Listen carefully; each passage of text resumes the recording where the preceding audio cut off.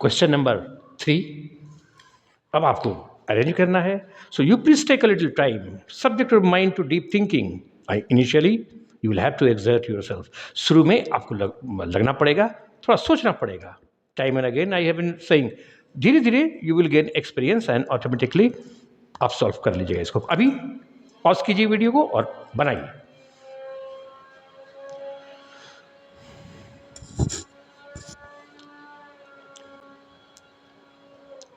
तो अब अपना अपना आंसर मिलाइएगा. देखिए, तो पहले फर्स्ट ऑप्शन ए को अरेंज कर, जैसे अरेंज किया हुआ है इसको देखते हैं.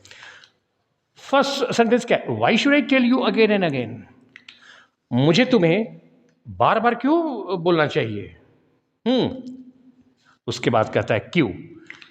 Don't you know your duties? क्या तुम अपना ड्यूटीज नहीं जानते हो? ठीक ठीक ही है. देखो, मुझे तुम्हें बार बार क्यों बोलना चाहिए? ठीक है. फर्स्ट लाइन के बाद क्यों किया? क्या तुम अपना ड्यूटीज नहीं जानते हो? ठीक है भाई, क्वेश्चन पूछ रहा है, नोट ऑफ इंट्रोगेशन है, प्रश्न पूरा कंप्लीट कर लिया. ठीक है. उसके बाद S, other students need not be told.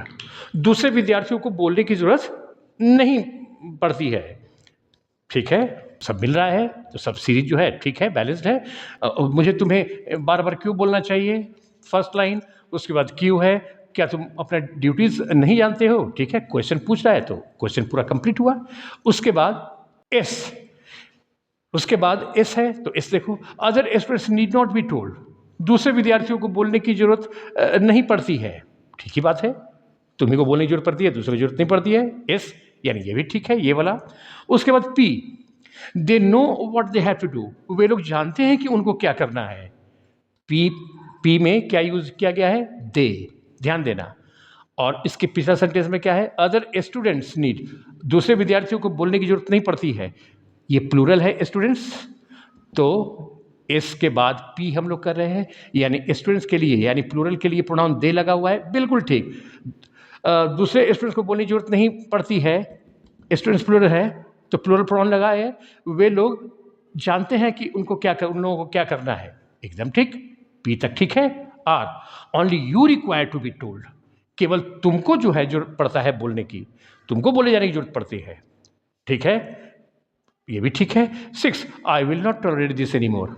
मैं इसे अब और बर्दाश्त नहीं करूंगा. ये आर के बाद, यानी जो हम लोग ये किए उसके बाद ये 6 लाइन भी बिल्कुल सटीक है. तो आंसर इज ए. अब आपको देखना है, do you agree with me और नॉट. अब ये तो ठीक है, लेकिन अब जरा बात करो कि आप में से कुछ, सम ऑफ यू, आप में से कुछ क्या किए होंगे? कुछ लोग बी किए होंगे, कुछ लोग सी किए होंगे, कुछ डी किए होंगे. तो अब ये समझ लो, बी क्यों नहीं, सी क्यों नहीं, डी क्यों नहीं. तो अभी ध्यान से जरा सोचो, पता चल जाता है. तो अब बी ऑप्शन को देखो, ये जवाब क्यों नहीं हो सकता है. फिर से समझिए, why should I tell you again again. मुझे तुम्हें बार बार क्यों बोलना चाहिए. ठीक है. उसके बाद क्यों, क्यों कहता है. Don't you know your duties. क्या तुम अपना ड्यूटीज नहीं जानते हो. ठीक ही बात है. आर, आर में आ जाओ. Only you require to be told. केवल तुम्हें कहने की जरूरत पड़ती है.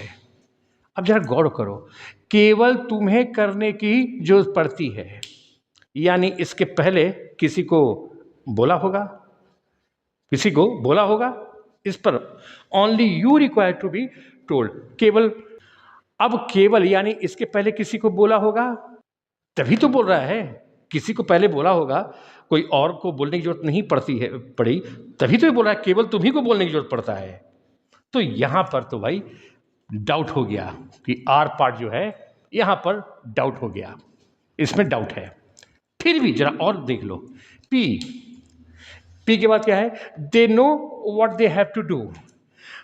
पी इसके बाद करते हैं आर के बाद, तो कहता है वे लोग जानते हैं कि उन्हें क्या करना है.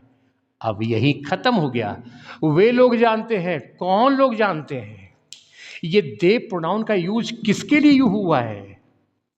तो अब यू, तो यू के लिए तो योर होता तो कुछ सोचते हैं, लेकिन दे प्रोनाउन जो प्लूरल प्रोनाउन लगा हुआ है तो उसके पहले एक प्लूरल नाउन आना चाहिए, जो अभी तक आया ही नहीं। देख लो, why should I tell you, ठीक है, इसमें नहीं है। उसके बाद क्या था, तुम क्यू किए, क्यू में डोंट यू नो यू है, इसके लिए भी दे का प्रयोग नहीं होगा। आर पढ़ लो, ओनली यू, इसमें भी यू है तो इसके लिए भी दे का यूज नहीं होगा। ये पी में जो दे आया, वे लोग जानते हैं कि उन्हें क्या करना है। वे लोग मतलब कौन लोग? ये दे का प्रयोग किसके लिए हुआ है? इसके लिए इसका कोई उचित नाउन आया ही नहीं है। बस खत्म, ये गलत। अब इसमें ज़्यादा आगे बढ़कर समय बर्बाद नहीं करना है। सी ऑप्शन में आइए, फर्स्ट टाइम तो पढ़ो पहले। मुझे तुम्हें बार बार बोलने की क्यों चाहिए, जो ठीक है, एस में आ जाओ। Other students need not be told, दूसरे स्टूडेंट को बोलने की जरूरत नहीं पड़ती है, ठीक है। P, they know what they have to do, वे लोग जानते हैं कि क्या करना है, ठीक।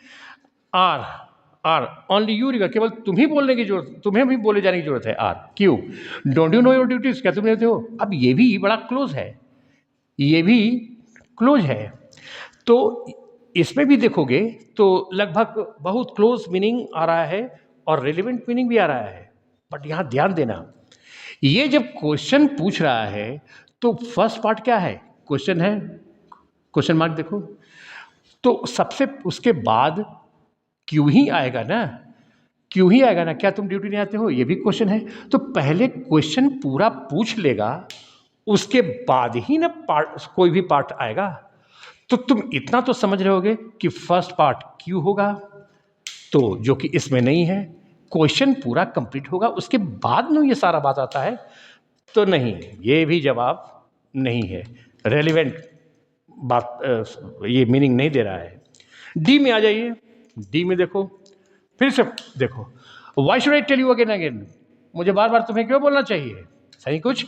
उसके बाद क्यू, क्या तुम don't you know your duties, क्या तुम अपने ड्यूटीज नहीं जानते हो, ठीक है भाई, क्वेश्चन कंप्लीट हो गया। उसके बाद पी, पी में देखो क्या कहता है, they know what they have to do, वे लोग जानते हैं कि उन लोगों को क्या करना है।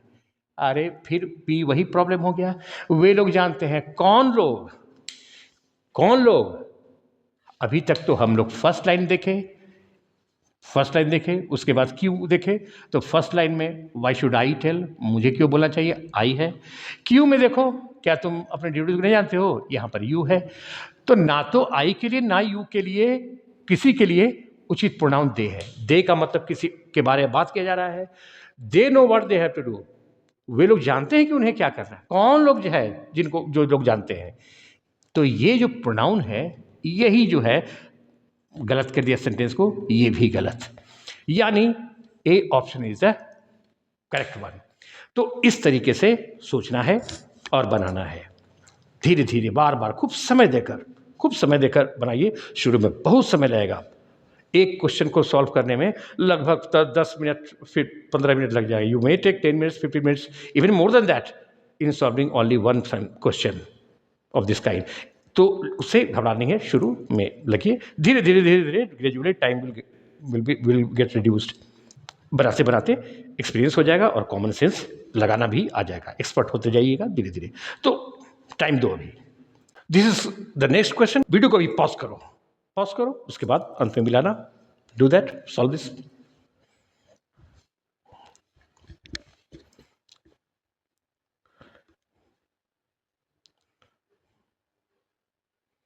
तो आप बना लिए होंगे, अब जरा हम लोग मिलाते हैं।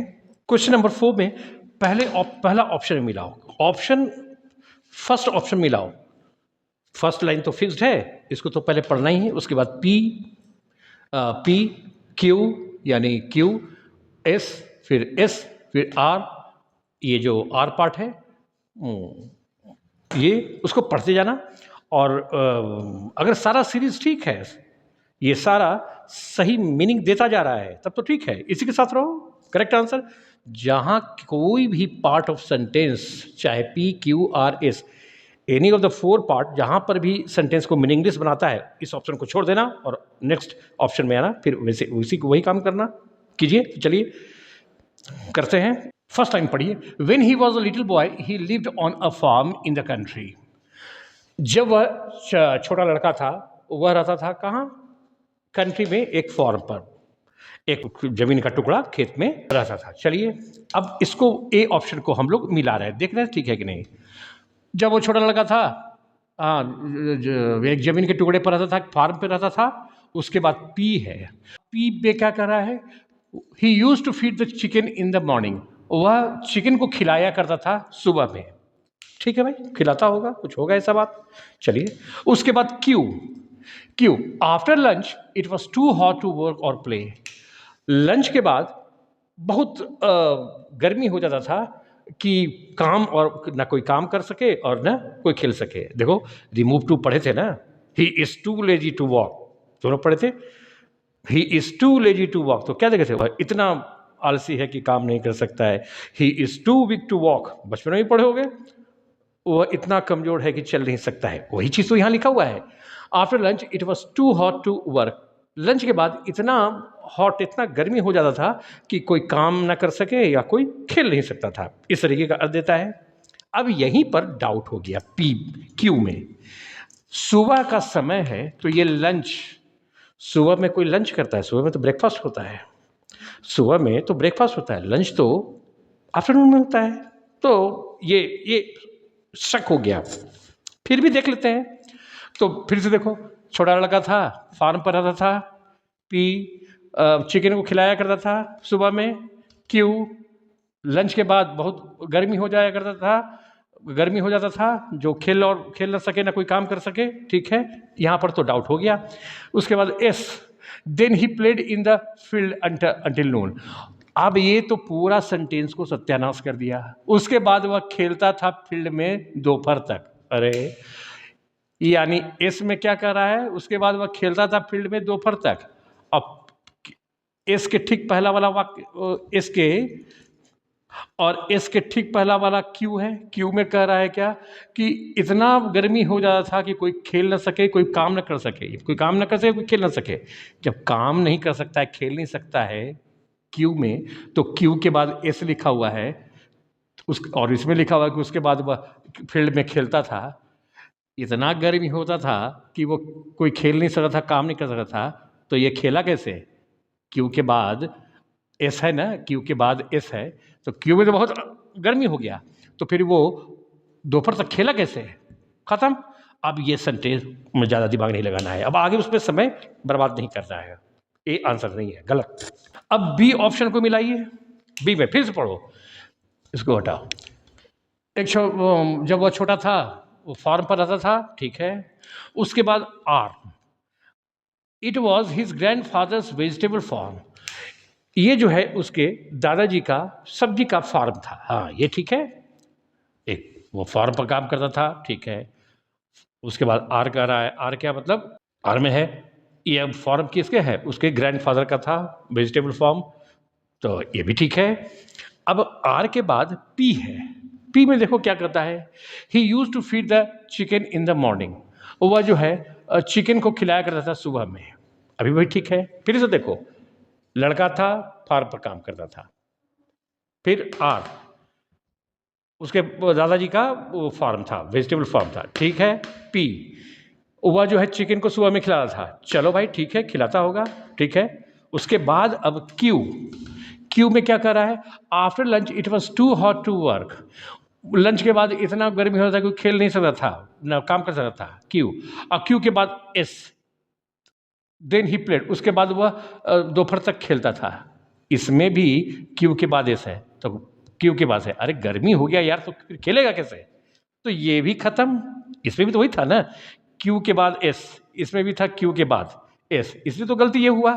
क्यू में है क्या कि बहुत गर्मी हो जाता था कि कोई काम ना कर सके, खेल ना सके। उसके बाद एस कह रहा है दोनों में कि उसके बाद वह खेलता था, जब गर्मी होता नहीं, कोई खेल नहीं सके, तो खेला कैसे? यानी क्यू एस इसमें भी है, इसमें भी है, ये भी गलत। अब ज़्यादा इसमें समय बर्बाद नहीं करना है, सी ऑप्शन में आइए, फिर से करो। When he was little, जब वो छोटा लड़का था, हाँ फार्म पर रहता था, ठीक है। सी मिला रहे हैं। पी में देखो, पी में he use to feed the chicken in the morning, वह चिकन को सुबह सुबह में खिलाता था, ठीक है भाई। एस में आ जाओ। Then he played in the field until noon, उसके बाद वह दोपहर तक खेलता था, चलो भाई ठीक है, खिलता होगा। अरे वो जो है फार्म पर रहता था, उसके बाद पी में है क्या कि वह चिकन को खिलाता था सुबह में, ठीक है। इसमें कह रहा है कि उसके बाद फील्ड में खेलता था दोपहर तक। उसके बाद आर देखो, it was his grandfather's vegetable, यह उसके दादाजी का वेजिटेबल फार्म था। आप बताइए, पहले जब फार्म का बात हो रहा है, जमीन का टुकड़ा, खेत के बारे में बात हो रहा है, तो फर्स्ट लाइन के बाद जरा सोचो, फर्स्ट लाइन के बाद तुम्हारा क्या होना चाहिए? तुम्हारा यही ना होना चाहिए, आर ही होना चाहिए। पहले फार्म का पूरा बात कर लेंगे, उसके बाद ही आगे बढ़ेंगे ना। तो ये आर जो है सो वो रेलिवेंट जगह नहीं लगा हुआ है, गलत, ये भी खत्म। अब ये एक बचा हुआ है, तो यही जवाब होगा। बात खत्म। इसमें तो एकदम 101% कन्फर्म्ड है कि ये तीनों नहीं होगा। लेकिन ये तुम कंक्लूजन कैसे निकालोगे जब तुम 101% श्योर रहो कि ए बी सी ऑप्शन हो ही नहीं सकता है? देन एंड देन ओनली तुम बिना पढ़े भी इसको कर सकते हो, जवाब कर सकते हो। You can go for the D option as your answer, correct answer. लेकिन फिर भी अभी जो है सो सीखने के ख्याल से इसको भी जरा देख लेते हैं। तो देखो फिर से फर्स्ट लाइन पढ़ो। छोटा लड़का था, फान पर ऐसा था, ठीक। डी ऑप्शन को देखो। R, it was his grandfather vegetable, वो उसके दादाजी का वेजिटेबल का फॉर्म था, ठीक है भाई। उसके बाद P, P he use to feed the chicken, chicken को सुबह में खिलाता था, भी ठीक है। एस में आ जाओ। Then he played in the field until noon, सुबह में देखो चिकन को खिलाता था, पी में है ना, चिकन में खिलाता था पी में। उसके बाद एस, वह जो है फील्ड में दोपहर तक खेलता था। भाई सुबह में चिकन खिलाया, चिकन लोगों को, मुर्गी के बच्चों को खिलाया, उसके बाद दोपहर तक खेलता था। यानी पी के बाद एस, पी के बाद एस, ठीक ही है। सुबह में खिलाता था और उसके बाद फील्ड में दोपहर तक ये खेलता था। उसके बाद क्यू, क्यू आफ्टर लंच। अब देखो दोपहर तक खेलता था, तो लंच की बात अब आई, दोपहर हो गया।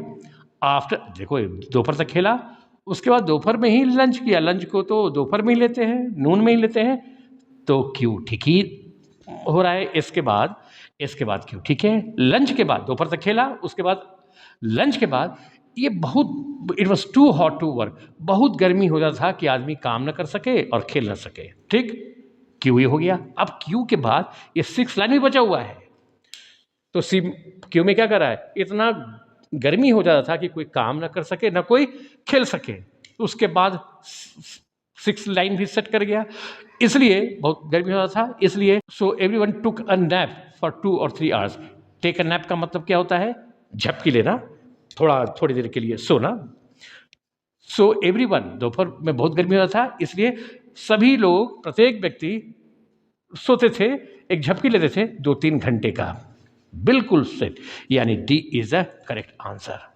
सो इन दिस वे तुम एक छोटी छोटी बातों से, small small things can help you allot. छोटी छोटी बातें आपको बहुत मदद कर सकता है। जैसे यहाँ पर देखो लंच जो है, सेंटेंस को ख़त्म कर दिया, सुबह में खिलाता था और उसके बाद फिर क्या कर रहा है, फर्स्ट ए ऑप्शन नहीं था ना, सुबह में खिलाता था और लंच के बाद, तो यहीं पर डाउट हो गया, डाउट तो क्रिएट हो गया। सुबह में लंच, देखो एक लंच एक छोटा सा प्रॉब्लम क्रिएट कर दिया।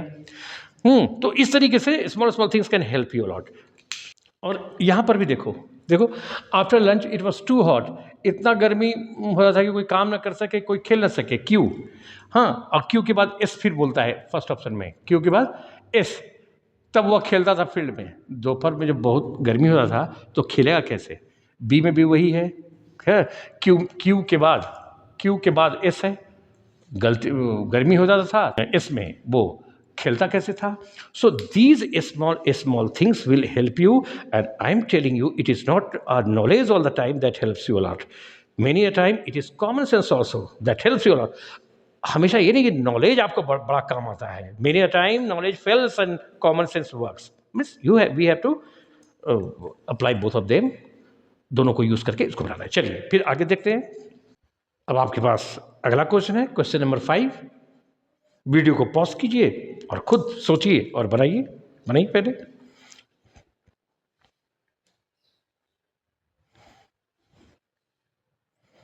तो अब देखना आपका जवाब सही है या गलत है।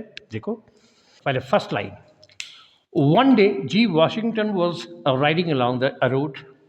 एक बार जी वॉशिंगटन रोड पर वो राइड कर रहा था। ठीक है भाई, रोड पर वो राइड कर रहा था। फर्स्ट लाइन, पहले ए ऑप्शन में आओ। R, on the way he saw soldiers lifting a heavy beam. तो रास्ते में वह देखा, किसको? सैनिकों को देखा। लिफ्टिंग अ हेवी बीम, एक भारी भरकम बीम को उठाते हुए। तो ठीक है, देखा होगा। वॉशिंगटन राइडिंग कर रहा था रोड पर, और उसके बाद आर ऑप्शन कहता है कि रास्ते में वह सोल्जर्स को देखा एक हेवी भारी बीम को उठाते हुए। चलिए भाई, ठीक है। उसके बाद क्यू, क्यू में आओ। The corporal was giving them orders. Corporal जो है ऑर्डर दे रहा था उन लोगों को। ठीक है भाई। अब देम प्लूरल प्रोनाउन है, ये देम का यूज किसके लिए हुआ है? क्यू में जो देम है वो किसके लिए यूज हो रहा है? तो इसके प्रीवियस पार्ट में देखो, आर में क्या लिखा हुआ है?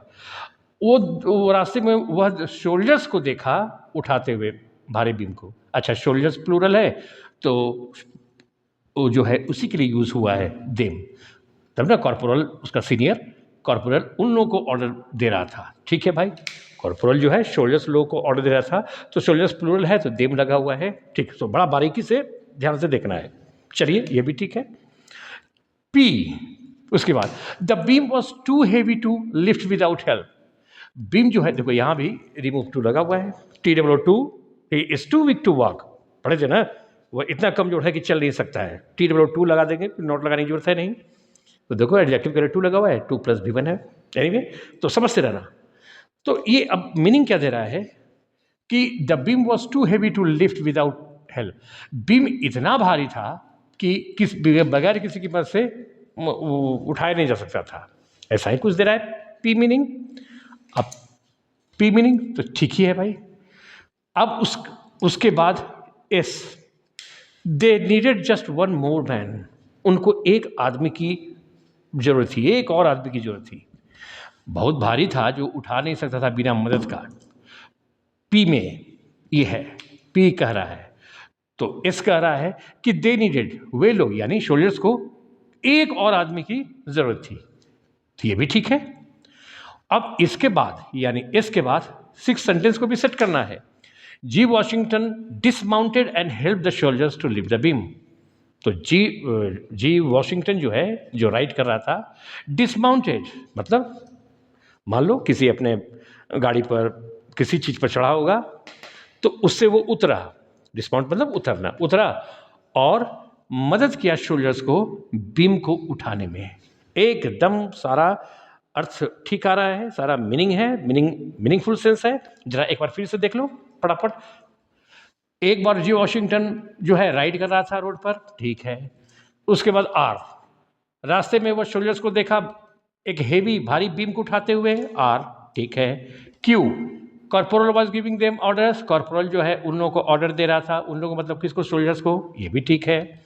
उसके बाद P, beam was too heavy to lift without the help. Beam जो बहुत भारी था, जो बिना मदद से नहीं उठाया जा सकता था। ठीक है भाई, भारी था तो ये पी, ये भी ठीक है। S, they needed just one more help. भाई भारी था, नहीं उठा सकता था, एक आदमी की और जरूरत थी। एस, ये भी ठीक है। और एस के बाद 6, जी वॉशिंगटन जो है अपने उतरा और मदद किया शोल्जर्स को बीम उठाने में। एकदम, so this is the correct answer. जब आप पूरे श्योर हों, when you are 101% sure of this thing that A is the correct answer, A में बिल्कुल अगर श्योर हो गया कि यही जवाब होगा ही, तो फिर इसमें जो है जाने की जरूरत नहीं है। In order to save your time, समय बचाने के लिए इस सब में जाने की जरूरत नहीं है, यही आपका जवाब है। लेकिन अभी तो हम लोग सीख रहे हैं, तो अभी तो बता दिए हम कि ये जवाब है। अब आप में से कुछ बी भी किए होंगे, सी भी किए होंगे, डी भी किए होंगे। अब ये जवाब क्यों नहीं है, अब इसकी बात करें। सीखना है हम लोग को। तो बी ऑप्शन में आइए, बी ऑप्शन में पहले आओ। तो बी में क्या है? वॉशिंगटन जा रहा था, राइडिंग कर रहा था, ठीक है। उसके बाद Q, the corporal was giving them orders. Corporal जो है उन लोगों को ऑर्डर्स दे रहा था, उन लोगों को ऑर्डर दे रहा था। किन लोगों को ऑर्डर दे रहा था? अभी तक तो केवल जी वॉशिंगटन की बात हो रही है, सिंगुलर है। तो उसके बाद क्यू में कह रहा है कि corporal was giving them order. Corporal जो उन लोगों को ऑर्डर देता था, देम। ये देम कौन है? यानी इसके पहले भी कोई ना कोई लाइन रहा होगा। अब खत्म बात, अब ये जवाब हम लोग खत्म, टाइम इस पर वेस्ट नहीं करना है। बी जवाब हो नहीं सकता, छोड़िए इसको। अब सी में आ जाओ, फिर से करो। वन डे वॉशिंगटन जो है राइड कर रहा था रोड पर, ठीक है। एस आ जाइए। They needed just one more man. उन लोगों को एक और आदमी की जरूरत थी। तो पहला है वॉशिंगटन तो राइड कर रहा था, फर्स्ट लाइन। उसके बाद एस कहता है सी ऑप्शन में कि वे लोग एक और आदमी की जरूरत थी उन लोगों को। तो दे वे लोग को, किन लोगों को?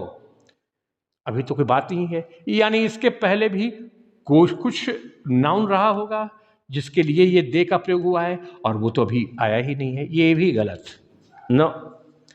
तो अब वंस अगेन, बहुत ज़्यादा you don't have to waste much of your time in thinking lot over the C option when you have got to know कि भाई ये जवाब हो ही नहीं सकता है, वो मीनिंगलेस हो गया सेंटेंस यहीं पर। अब आ जाइए डी में, देखो ये जवाब क्यों नहीं हो सकता है। अभी तो हम लोग जवाब ढूंढ लिए, लेकिन अगर ये नहीं है तो क्यों नहीं हुआ? डी। चलो फिर से करो। अब ये बार बार करते रहना पड़ेगा। शुरू में तो आपको initially will have to repeat the sentence time and again, you will have to read the sentences time and again in order to learn, in order to get the habit of understanding the meaning. तो शुरू में समय लगेगा, तो इसको भी करो, फिर आगे धीरे धीरे हो जाएगा। चलिए, तो डी में क्या है? कहता है कि ठीक है, वॉशिंगटन राइडिंग कर रहा था रोड पर, ठीक है। उसके बाद Q, the corporal was giving them order. फिर वही बात हो गया, कॉर्पोरल उन लोगों को ऑर्डर दे रहा था। उन लोगों ने किन लोगों को? इसके पहले तो कोई बात है ही नहीं, कोई जिसके बारे में किसी प्लूरल का नाम तो है ही नहीं जिसके लिए देम का प्रयोग किया जाए। यहीं पर बात खत्म। सो ए इज द करेक्ट आंसर। तो ऐसे ही बार बार हिंदी समझते समझते कुछ हिंदी समझना है इसको। अब इस Hindi, when I am telling you that you should understand Hindi meaning, doesn't mean that you should translate all the sentences into Hindi. एकदम एग्जैक्टली जैसे लिखा हो उसको हिंदी करने में लग जाओ, अदरवाइज टाइम बहुत लग जाएगा। तो at least you should apply your common sense also, और देखना कि कहना क्या चाह रहा है, ये करना। और शुरू में समय लगता है, बाद में प्रैक्टिस करते करते करते करते तुम्हारा सिक्स सेंस सब बताना शुरू कर देगा। लेकिन इनिशियली करना पड़ेगा उसको, ऐसे ही करना बार बार।